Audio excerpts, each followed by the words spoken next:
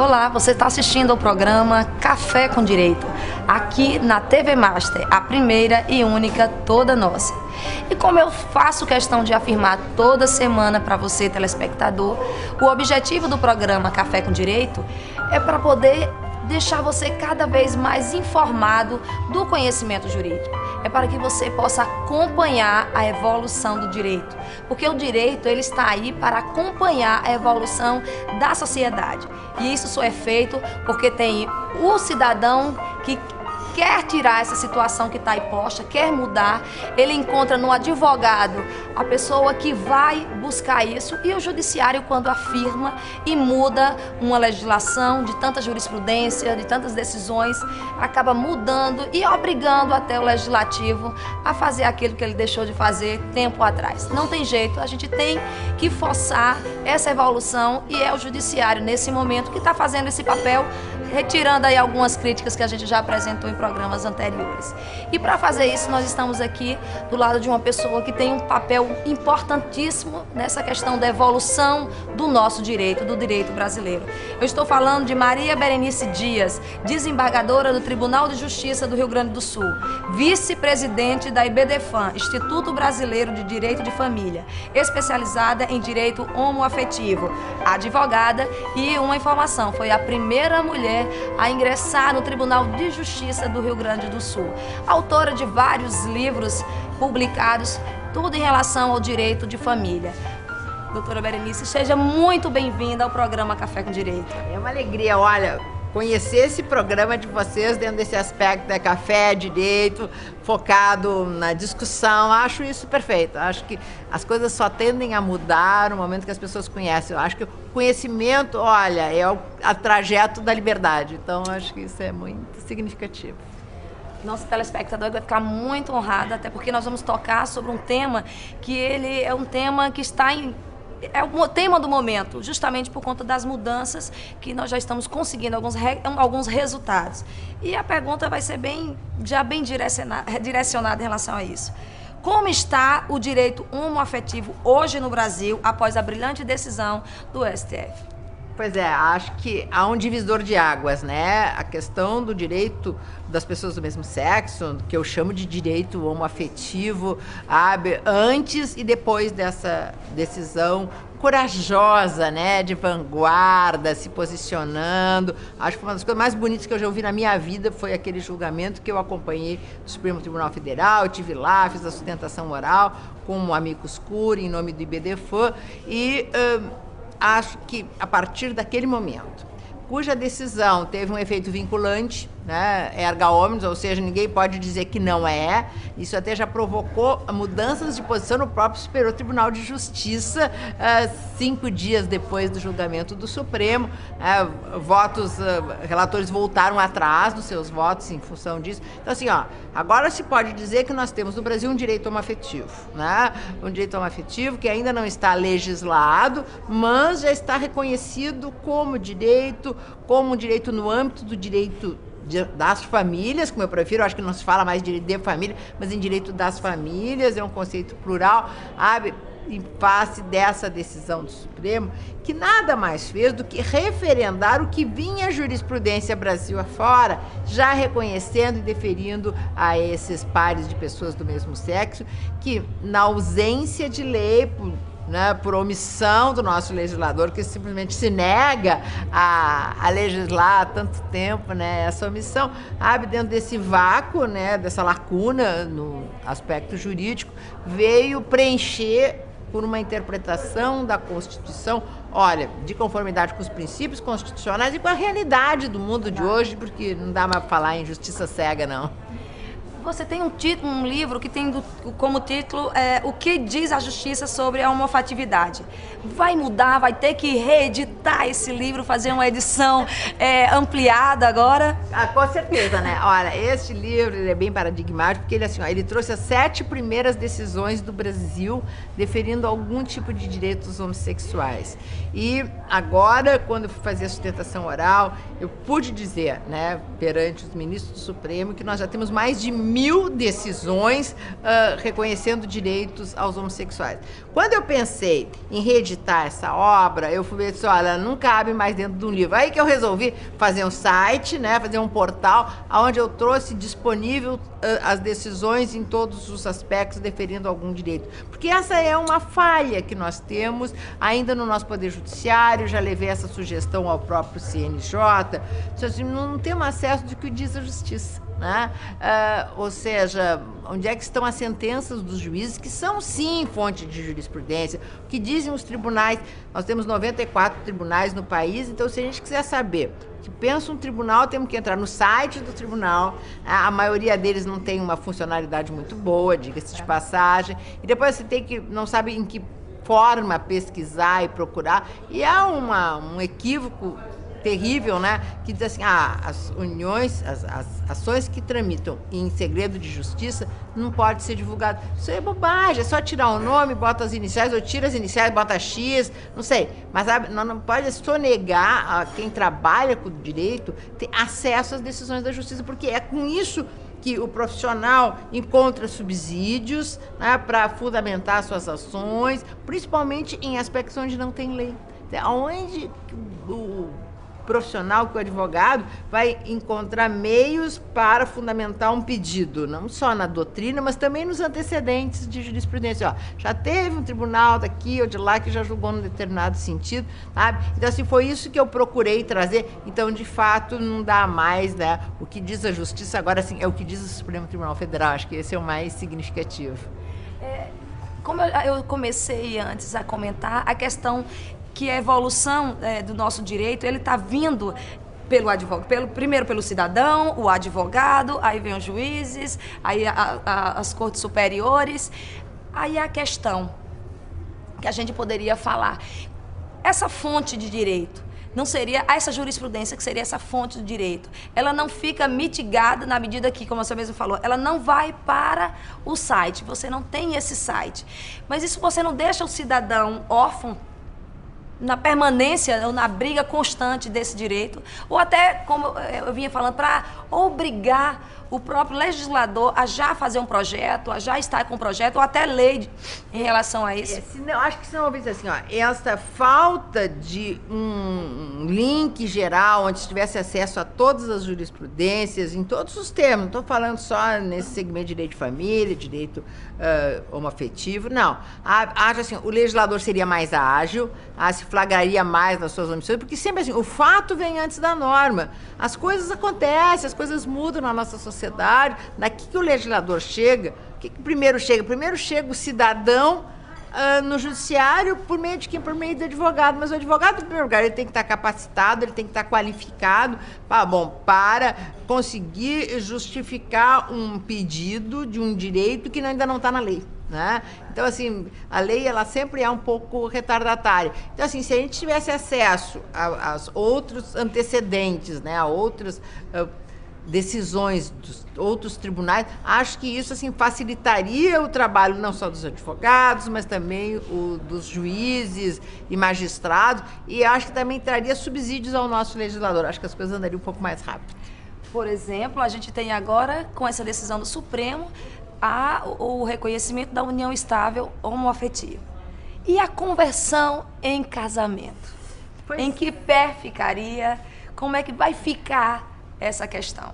Pois é, assim, ó, todo mundo pergunta assim, bom, com essa decisão do Supremo, o que ele disse? Olha, que há que ser reconhecidos os mesmos direitos e as mesmas obrigações, as uniões heterossexuais, as uniões homossexuais ou homoafetivas, como união estável. Então, reconheceu que as uniões homoafetivas são sim uma união estável. Ora, se a Constituição Federal, né, diz claramente, o próprio Código Civil diz que se deve facilitar a conversão da união estável em casamento, e se a união homossexual é uma união estável, então não pode se impedir que haja ao menos o pedido da conversão em casamento, porque o que mais se alardeou com o julgamento foi, bom, é a união estável, então não tem acesso ao casamento, não pode casar. Bom, se ainda não está previsto expressamente, né, que possa casar, agora, dizer que não dá para converter uma união estável em casamento, eu acho que é afrontar até o que o próprio Supremo disse. E olha que essa decisão tem efeito vinculante. Então, no momento que o juiz disser que não vai converter, por quê? Porque esta união homossexual não é uma união estável, o Supremo já disse que é, e ninguém pode dizer que não. Então, assim, acho que este é o caminho. Se não direto o casamento por via de conversão. Bom, mas se é possível casar por conversão, por que não casar, né, diretamente sem isso? Mas acho que, com certeza, esse vai ser o caminho. Bom, porque nada justifica negar aos homossexuais o direito ao casamento. Exatamente. A pergunta é a seguinte: quais são os argumentos, além dos religiosos, para poder vir de encontro a essa conversão? Qual seria esses... Pois é, nem conversão ao próprio casamento, sabe, assim, ó, além dos religiosos, eu acho que são só os preconceituosos, né? Essa ideia, assim, muito idealizada da família, sacralizada e tal, que tem que ser entre homem e mulher, efeitos procriativos. Bobagem, hoje em dia qualquer pessoa pode ter filho, não precisa nem ter par, né? Esses modernos métodos de reprodução assistida que estão disponíveis a todos, também deles fazem uso os homossexuais para ter famílias com filhos. Então, nada justifica achar que a família dos homossexuais não pode ter filho. Pode ter filho. Podem ter filho. Como ficaria o registro de uma criança adotada entre um casal homoafetivo? Mas é que assim, ó, já existem decisões na justiça admitindo crianças registradas em nome de dois pais ou duas mães. Quer porque vem se admitindo a adoção, né?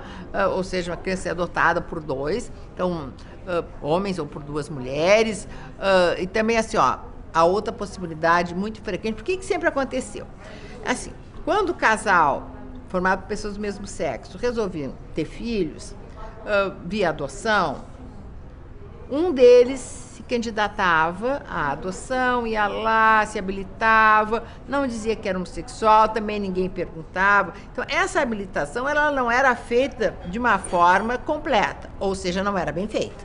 E esta criança, habilitada por um, era adotada por uma pessoa, só que ela ia viver numa casa com dois, ela ia ter dois pais ou duas mães, só que não teria direitos com relação ao outro, que não, sabe, não pôde aparecer ou não podia aparecer nesse processo de habilitação. E também, assim, este outro que não era o pai, não era a mãe, não tinha nenhuma obrigação com relação à criança. Então, situações meio severas aconteciam, ou quando eles se separavam, um não dava o direito de visita ao outro, ou quando um morria. Então, se morre o adotante, esta criança, foi o que aconteceu com o filho da Cássia Eller, lembra? Foi toda uma polêmica. Bom, o outro não é pai, o outro não é mãe, essa criança fica órfã, vai ter que voltar para um abrigo, não sei. E se morre aquele que não é o pai registral, não é o adotante, essa criança não tem direito nenhum. Para quem é que vai aquela herança dele? Para primo. E aquele que foi filho, que foi o filho planejado, sonhado, que conviveu às vezes durante tantos anos. E agora nós vivemos dentro do novo conceito de filiação, que é a filiação socioafetiva. Então, diante desta realidade, assim, ó, que se flagrou perante o Poder Judiciário, a Justiça já vinha começando e já vinha deferindo esse tipo de duplo registro. Inclusive, o Superior Tribunal de Justiça, em abril do ano passado, de abril de ano de 2010, já tinha admitido esta adoção pelo companheiro daquele que havia adotado. Bom, e a partir dessas decisões, já começaram lá na Justiça do Rio Grande do Sul, vários estados, várias situações, já era admitida a adoção. Como é que fica o registro? Porque assim, filiação, o nome do pai, o nome do outro pai, ou da mãe da outra mão, avós, aparece o nome dos 4 avós. E sempre o questionamento que surge assim, bom, mas essas crianças não vão ter algum tipo de preconceito na escola, você foi vítima de bullying, enfim, pelo fato de ter 2 pais e 2 mães. Bom, mas ninguém pergunta, mas se essas crianças continuarem num abrigo, né? Sem pai, sem mãe, sem ninguém, perguntando no colégio, teu pai, tua mãe, eu não tenho, né? Ou às vezes nem tendo acesso ao colégio. Sim, e depois assim, onde é que tu mora? Ah, eu moro num abrigo, eu não sou bandido, mas eu moro num abrigo. Será que também não vai ficar numa situação constrangedora? Ou será que o importante é ter um lar, né? Ter alguém que o cuide, sabe que o tem. Então, assim, ó, o que tem que se admitir é a possibilidade da adoção, com os dois se habilitando, os dois se submetendo a toda aquela bateria, né, de entrevistas e testes. Claro que vão ter homossexuais que não vão estar habilitados para adoção, como tem heterossexuais que também não são habilitados, né? Mas assim, ó, isso é a melhor maneira de atender aquele princípio da proteção integral, porque essa criança vai ter um vínculo jurídico com relação a quem, de fato, exerce a paternidade ou a maternidade.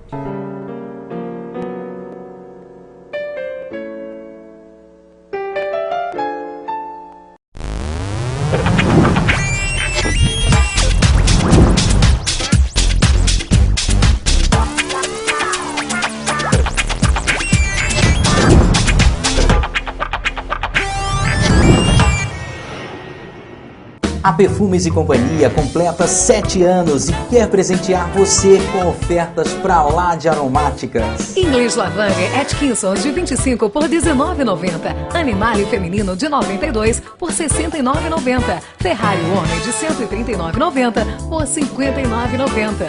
Perfumes e Companhia, 7 anos com você. Retão de Manaíra Empresarial Kadoshi.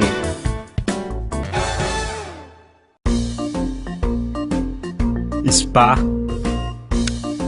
home cinema, salão de jogos. Itens que juntos fazem você se sentir num clube. Foi pensando nisso que criamos o Master Club Residence. Opções de lazer que podem ser aproveitadas por toda a família. Master Club Residence, tudo ao seu alcance.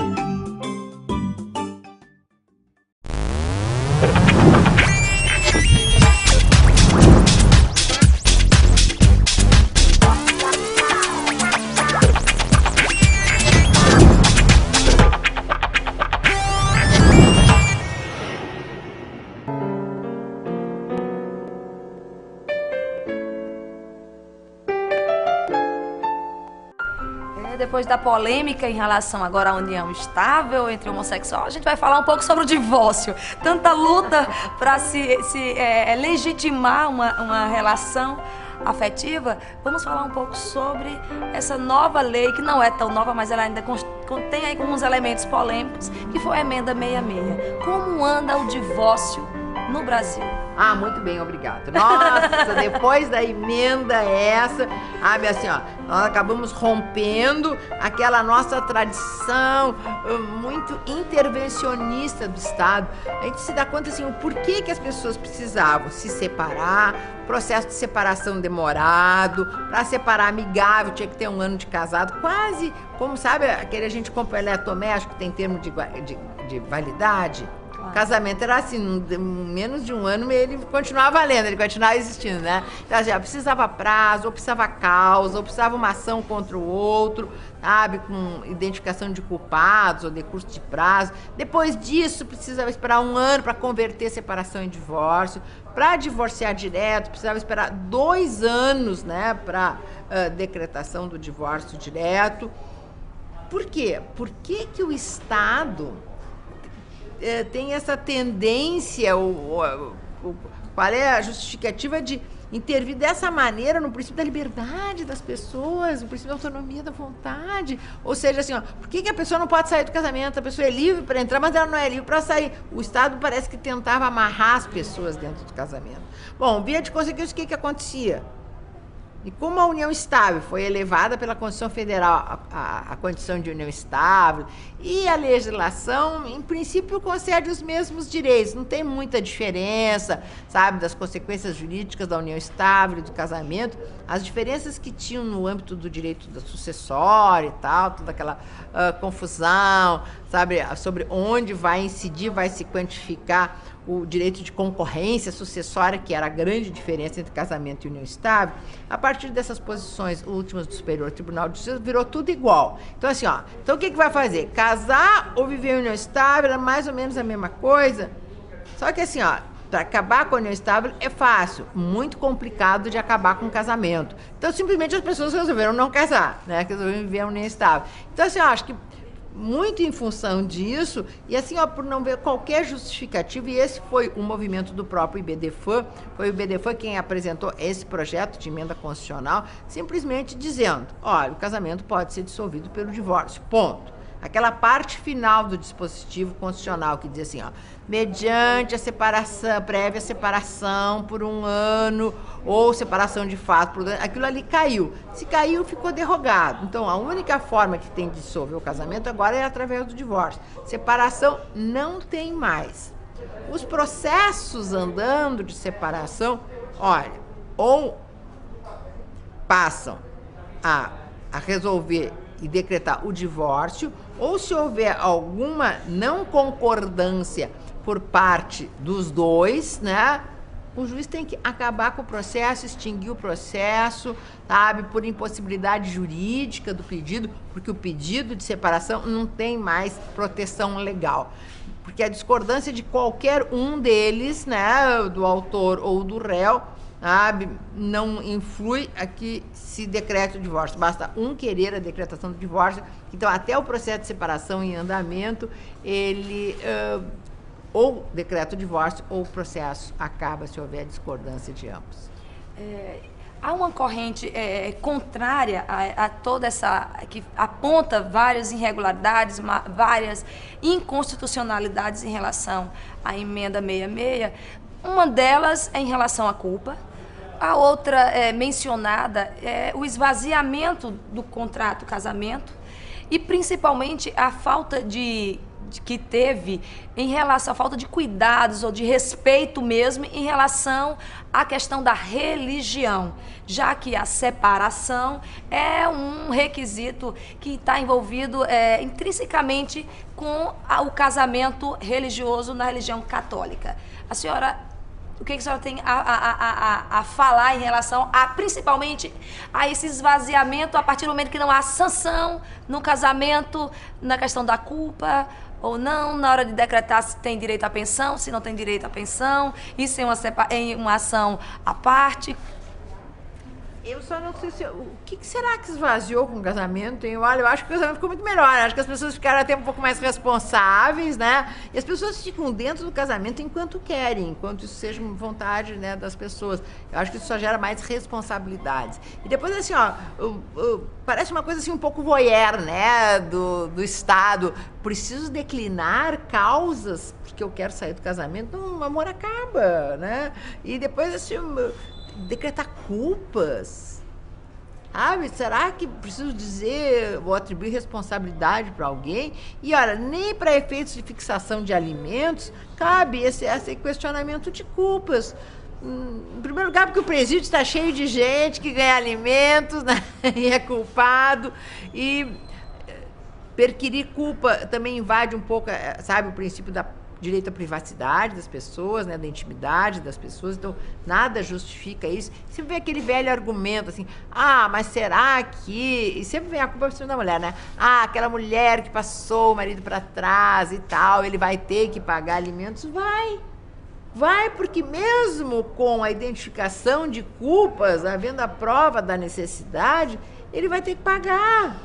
Então, assim, ó, não precisa esperar discutir culpa e tal. Não, acho que acabou, acho que a melhor coisa que aconteceu pro casamento, pra família, foi acabar com a separação. E esse divórcio acontece no âmbito civil. A separação não tem nada a ver com religião. As pessoas separadas estavam separadas, sabe, legalmente separadas. Isso não tem nada a ver com separação da esfera religiosa. Na esfera da religião, as pessoas fazem o que quiserem, se quiserem continuar juntos, queiram, sabe, se quiserem optar por um casamento que diz que é indissolúvel, mas, sabe, não é bem essa a realidade, e achar que estão separados de fato, mas nós estamos falando do casamento civil, né, e o casamento civil, hoje em dia, só se dissolve através do divórcio. Não, mas se as pessoas não quiserem se separar e tal, bom, então não se separem, não se divorciem, fica separado. Busca a tutela do judiciário para tal. Ou se separem de fato, porque hoje em dia a separação de fato, mesmo antes da emenda constitucional, já tinha todos esses mesmos efeitos, no fundo, da separação, da separação judicial, porque rompe o regime de bens, rompe os deveres do casamento até o de fidelidade, enfim, torna incomunicável os bens que forem adquiridos. Então, a separação de fato, a quem não quiser se divorciar, bom, então que não se divorcie. E depois fica assim, não, mas será que as pessoas não vão se precipitar, não vão simplesmente, bom, casa num dia, dá para divorciar, no outro dá.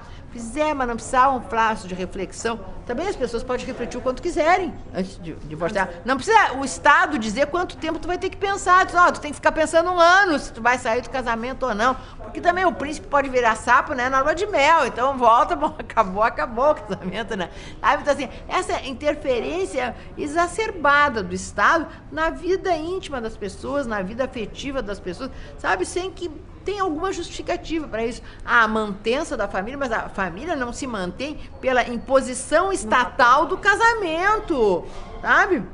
Essa indissolubilidade do casamento, ela sempre acabou, o grande custo desse sempre foi a mulher. Era a mulher que se subjugava a ficar dentro de casamentos, rótulos, sabe, sujeitando todo tipo de violência para manter perante a sociedade aquela ideia de casamento.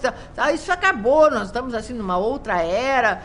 O século passado foi o século da evolução das mulheres, sabe, hoje em dia ela tem os mesmos direitos e toda essa tendência de manter e preservar o casamento com prazo e tal, isso sempre teve um preço muito alto. E o preço alto sempre foi pago pela mulher.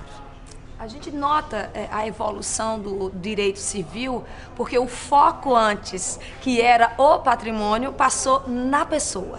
Né? Isso a gente tem acompanhado de forma clara e essas decisões refletem isso.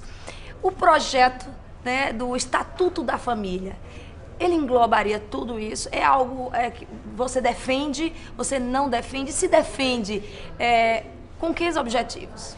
Bom, o Estatuto das Famílias, né, que é esse sentido plural de família, foi elaborado pelo IBDFAM, eu fui uma das que participou ativamente da sua elaboração. Levamos 1 ano, o IBDFAM realizando ele, e vem assim, com a finalidade de tirar dentro do Código Civil. O Código Civil é novo, de 2002 ele é novo. Só que, mas ele veio repetir, copiou, né? Muita coisa mudou, aliás, o que mudou foi para pior. Né? O Código Civil de 1916, gente, era do outro século ainda, né?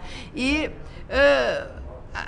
não houve uma atualização da lei às famílias dos dias de hoje. Então, a proposta do Estatuto das Famílias é tirar toda a parte do Código Civil que trata do direito das famílias e tratá-la em um microsistema, né, num estatuto, que é a forma moderna hoje em dia de se legislar.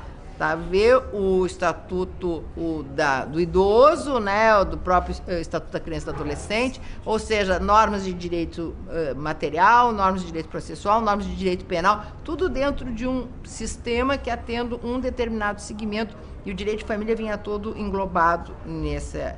E nesse Estatuto das Famílias foi regulado todas as famílias, inclusive as famílias monoparentais que estão na Constituição Federal, mas não estão no Código Civil. Tem uma regra no Código Civil tratando dessas famílias, que a Constituição diz que é uma família, né? E também está as famílias homoafetivas, as uniões homoafetivas estavam regulamentadas. Ao tramitar no nosso conservador Congresso Nacional, na Câmara Federal, bom, olha, foi alvo de tanta discussão que essa bancada evangélica, conservadora, medrosa, Nossa Senhora, ela acabou tirando e retirando toda a regulamentação feita às uniões homossexuais. Eu confesso que eu já queria desistir, não, então eu não quero mais estatuto e tal, não vou acabar com ele. Mas assim, houve todo o movimento do próprio Instituto dizendo, não, tem muitos outros avanços, né, definições, enfim, que vale a pena se manter, ainda que com, sabe, retirando a questão dos direitos homossexuais. Só que agora, assim, em decorrência dessa decisão do Supremo, o que nós estamos buscando agora é voltar a versão originária do Estatuto, sabe? Com novo. Sim, em função da decisão, porque no final do julgamento, o ministro Peluso, presidente do tribunal, olha, ele quase desafiou o legislador. Quem sabe o legislador, que até agora estava com toda dificuldade de legislar, em decorrência dessa nossa decisão unânime, dizendo, olha, é assim, se quiser vocês legislem agora, né? Então, bom, já que eles foram assim, sabe, convocados a... Compra o seu papel. Bom, então quem sabe pega o Estatuto das Famílias, voltamos à nossa redação original, né, com as uniões homoafetivas, que aí ele estaria cumprindo com o seu dever de fazer lei, que é isso que o legislador tem que fazer, né? É verdade. Na ausência, está aí o judiciário fazendo esse papel de forma subsidiária, né? Pois é, mas este é uma função legal, né? Todo mundo questiona assim, pois é, mas essa decisão do Supremo, ela veio, exatamente, será que ela vem substituindo? O Supremo acabou legislando? Não, o Supremo não legislou. O Supremo comatou uma lacuna na lei e diz expressamente, né, a lei chamava a lei de introdução do Código Civil e agora tem um novo nome, né? É a lei de introdução às normas do direito brasileiro, que na ausência de lei o juiz tem que julgar. Foi isso que o Supremo fez. Estas ações constitucionais, elas servem exatamente assim, para colmatar, né, ações que flagram a omissão do legislador, que a resposta é dada pelo judiciário. Então, o judiciário fez o que tinha que fazer. Na omissão do legislador, sabe, decidir e tipificar determinada situação jurídica que o legislador até hoje não teve jeito não de chancelar. Como você se sente diante dessa homenagem do Estado da Paraíba, ele concedendo o título de cidadã paraibana, doutora Berenice?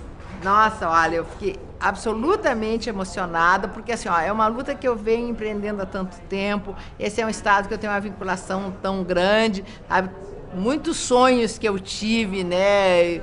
O próprio IBDFAM tem um segmento importante, o Dr. Rodrigo Toscano aqui, toca o IBDFAM, eu criei comissões de diversidade sexual, o Estado da Paraíba já criou a sua comissão também. Então, assim, eu receber esse título mostra, assim, é uma recompensa de toda uma existência, né, dedicada na busca do resgate ao direito da cidadania. No fundo, o resgate ao direito à felicidade, né, que no fundo é o que todo mundo quer e que o Estado tem que preservar, né, e tentar manter esse direito, porque, olha, o Estado da Paraíba me fez também muito feliz com a outorga desse título.